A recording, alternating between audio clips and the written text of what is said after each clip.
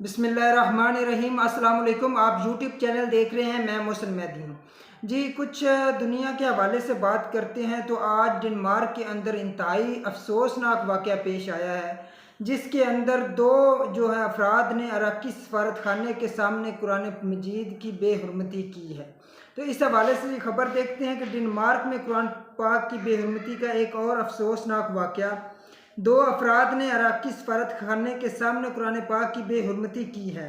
गैर मुल्की मीडिया के मुताबिक डेनिश पेट्रियाट्स नामी इसी ग्रुप ने गुज़श्ता हफ्ते भी डेनमार्क के दारुल हुकूमत कोपेनहेगन में कुरान पाक की बेहुरमती की थी। इससे पहले स्वीडन में भी हालिया कुछ रोज़ के दौरान कुरान पाक की बेहुरमती के दो वाक़यात रूनुमा हो चुके हैं, जबकि ईरान और इराक़ में हज़ारों अफराद ने स्वीडन और डेनमार्क के ख़िलाफ़ मुज़ाहरे भी किए हैं।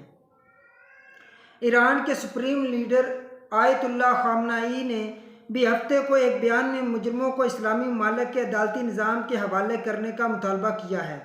आयतुल्लाह ख़ामनेई का कहना था कि कुरान पाक की बेहुरमती को करके स्वीडन मुस्लिम दुनिया के ख़िलाफ़ जंग में आ गया है। याद रहे कि कुरान पाक की बेहुरमती का पहला वाक़या गुज़श्ता माह ईद उल अज़हा के रोज़ 29 जुलाई को स्वीडन में पेश आया था, जिसमें मलऊन इराक़ी शहरी सलवान ममिका ने सामने कुरान पाक की बेहुरमती की थी। माज़रत के साथ ये ख़बर में जो है इराक़ी शहरी का जिक्र किया गया, जबकि ये एक स्वीडन शहरी था जिसने ये बेहुरमती की थी। इस वाक़े के रद्द अमल में इराक़ में मुश्तइल मुज़ाहिरीन ने स्वीडिश सफारत खाने पर हमला करके तोड़ फोड़ की थी और इमारत को आग लगा थी।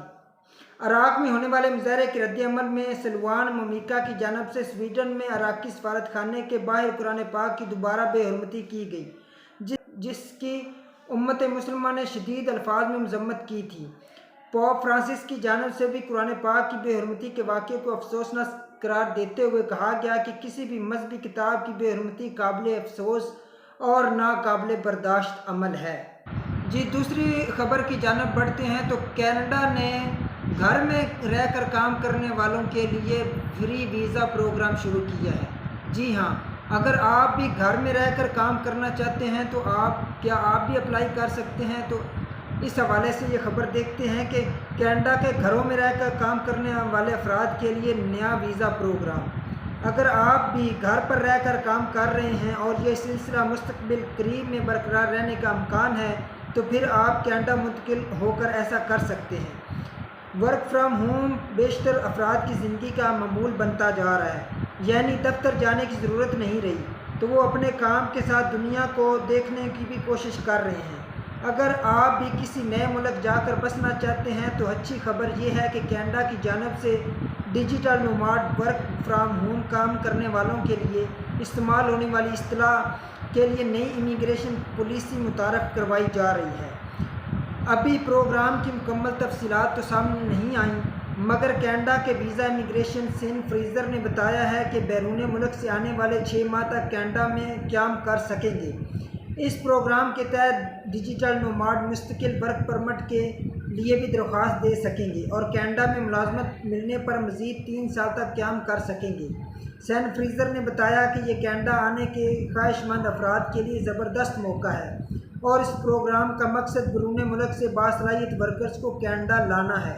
उन्होंने मज़ीद बताया कि अहम टेक्नोलॉजी शोबों में कनाडा को अफरादी क़ुव्वत में कमी का सामना है और नए प्रोग्राम को इसी को मद्देनज़र रख कर तैयार किया गया है। अच्छा जी, इस प्रोग्राम से कौन कौन फ़ायदा उठा सकता है, कौन कौन इसका हिस्सा बन सकता है, उस हवाले से ये खबर यह है कि ये प्रोग्राम ऐसे अफराद के लिए है जो ऐसी कंपनी के लिए काम कर रहे हों जिसके मालिकान का तल्लुक़ कनाडा से ना हो। बुनियादी तौर पर प्रोग्राम में टेक्नोलॉजी वर्कर्स पर ज़्यादा तवज्जो मरकूज़ की गई है, मगर वर्क फ्राम होम करने वाले हर फर्द इसके लिए अप्लाई कर सकेगा।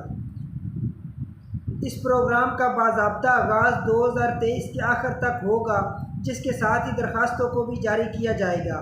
कनाडा के इस प्रोग्राम के लिए कम अज़ कम तनख्वाह की कोई शर्त आयद नहीं की जा रही, जो अहम है क्योंकि ऐसे वीज़े प्रोग्राम्स की पेशकश करने वाले अक्सर ममालिक में हज़ारों डॉलर्स माहाना आमदनी की शराइत आयद की जाती हैं। प्रोग्राम के लिए अप्लाई करने वाले अफराद को मुलाजमत के सबूत के साथ एक दरख्वास्त, तस्वीर और फिंगरप्रिंट्स जमा करवाना होंगे। एक इमिग्रेशन अफसर ख्वाहिशमंद अफराद का इंटरव्यू करेगा اور اگر ان کی درخواست منظور ہو جاتی ہے تو کینیڈین حکومت کو پاسپورٹ بھیجنا ہوگا جو ویزا لگا کر اسے واپس بھجوائے گی۔ اس پروگرام کے تحت ویزا حاصل کرنے والے افراد کو کینیڈا آنے اور وہاں رہائش کا انتظام خود کرنا ہوگا۔ کینیڈا پہنچنے کے بعد وہ کسی بھی جگہ منتقل ہو کر اپنا کام جاری رکھ سکیں گے۔ اچھا جی، اگلی خبر جو ہے وہ مقبوضہ کشمیر کے حوالے سے ہے، جہاں پر مودی حکومت پہلے ہی مسلمانوں پر بہت ظلم و ستم کر رہی ہے۔ تو مقبوضہ کشمیر میں ہندو انتہا پسندوں کا گھوڑی بانوں پر تشدد، 40 افراد جو ہیں وہ زخمی ہو گئے ہیں۔ انتہا پسندوں کی تشدد سے 40 سے زائد گھوڑی بان زخمی ہو گئے، جبکہ تشدد پسندوں نے 300 خیموں اور 10 باورچی خانوں کو بھی آگ لگا دی ہے۔ امرناتھ یاترا کے دوران انتہا پسند ہندوؤں اور کشمیری گھوڑی بانوں کے درمیان شدید جھگڑا ہوا۔ لین دین کے معاملے کو انتہا پسند یاتریوں نے مذہبی رنگ دے دیا، جبکہ پولیس خاموش تماشائی بنی رہی۔ پتھراؤ کے باعث امرناتھ میں حالات سنگین ہو گئے ہیں، جبکہ کشمیری گھوڑی بانوں نے احتجاجاً یاتریوں کی سواری سروس کو معطل کر دیا ہے۔ اچھا جی، مسلمانوں پر ظلم کے حوالے سے جب بھی ایسا کوئی واقعہ پیش آتا ہے تو اس کو مذہبی رنگ دے دیا جاتا ہے۔ مسلمانوں کا پوری دنیا میں مسلمانوں کے خلاف ایک ایسی نفرت کی ہوا چلا دی گئی ہے کہ جہاں پر بھی کوئی دو قبیلوں کے درمیان، دو خاندانوں کے درمیان کوئی جھگڑا ہوتا ہے پوری دنیا کے اندر، تو اس کو مذہبی رنگ دے کر اسلام کے خلاف ایک اسلاموفوبیا کا ایک جو مائنڈ سیٹ بنا دیا گیا ہے کہ جو بھی واقعہ ہوتا ہے اس کو مذہبی رنگ دے کر اسلام کے خلاف جو ہے وہ بات کی جاتی ہے۔ اسلام کو بنیاد بنا کر جو ہے وہ مسلمانوں کے اوپر تشدد، ظلم و ستم کیا جا رہا ہے پوری دنیا کے اندر۔ اب آپ فلسطین میں دیکھ لیں، مقبوضہ کشمیر میں دیکھ لیں، میانمار میں دیکھ لیں، ہر کہیں پر مسلمانوں کے ساتھ ظلم و ستم ہو رہا ہے۔ لیکن مسلمانوں کے جو لیڈران ہیں ان میں تھوڑی سی بھی اگر شرم و حیا ہو تو 60 سے زائد جو ہیں وہ اسلامی ملک ہیں، 60 سے زائد، اور 1.5 ارب سے زائد کی آبادی ہے مسلمانوں کی، کہ پوری دنیا کے جو کافر ہیں وہ ایک جگہ پر اکٹھے کھڑے ہیں، لیکن مسلمان جو ہیں وہ اپنے اپنے مفادات کو لے کر مختلف جو ہے لوگوں کے کوئی امریکہ کے ساتھ کھڑا ہے، کوئی اسرائیل کے ساتھ کھڑا ہے، کوئی انڈیا کے ساتھ کھڑا ہے۔ ہم اپنے اپنے جو ہیں وہ تکلیفوں کی وجہ سے دوسرے ملکوں کے ساتھ لگے ہوئے ہیں۔ اگر مسلمان ممالک جو ہیں وہ اپنا اتحاد کر لیں اور یہ یورپ کو اور دوسرے ممالک کو اپنی چیزیں بیچنا بند کر دیں تو یہ بالکل آپ کے تلوے چاٹنے لگ جائیں گے۔ لیکن ضرورت اس امر کی ہے، اس لیول کی غیرت اور اس لیول کا ایمان جو ہے وہ ہونا ضروری ہے۔ اچھا جی، تیسری خبر جو ہے وہ انڈیا کے حوالے سے ہے، جہاں پر 2 خواتین کو برہنہ کر کے ان کے ساتھ جو ہے وہ ان کو مارا گیا، ان کے ساتھ زیادتی کی گئی۔ اس حوالے سے خبر ہے، منی پور میں نسلی فسادات کے دوران 2 خواتین کو برہنہ کر کے سرِ عام پریڈ کروانے کی ویڈیو وائرل ہونے کے بعد بھارت بھر میں انسانی حقوق کی تنظیموں کی جانب سے انسانیت سوز واقعے کے خلاف احتجاج کیے جا رہے ہیں۔ منی پور میں ہونے والے لسانی فسادات کے حوالے سے بھارتی میڈیا نے خاموشی اختیار کر رکھی ہے، تاہم سوشل میڈیا پر گاہے بگاہے اس حوالے سے دل دہلا دینے والی ویڈیوز سامنے آ رہی ہیں۔ منی پور میں 2 خواتین کو برہنہ کر کے ان سے زیادتی و تشدد کے خلاف بھارتی خاتون نے مودی کی بی جے پی کو بیٹی جلاؤ پارٹی قرار دے دیا۔ رپورٹس کے مطابق خاتون احتجاج کرتے ہوئے نریندر مودی پر برس پڑی اور واقعے پر مودی کی خاموشی کو آڑے ہاتھوں لیتے ہوئے بھارتی وزیر اعظم کو اندھا، گونگا، بہرا اور بے حس قرار دے دیا۔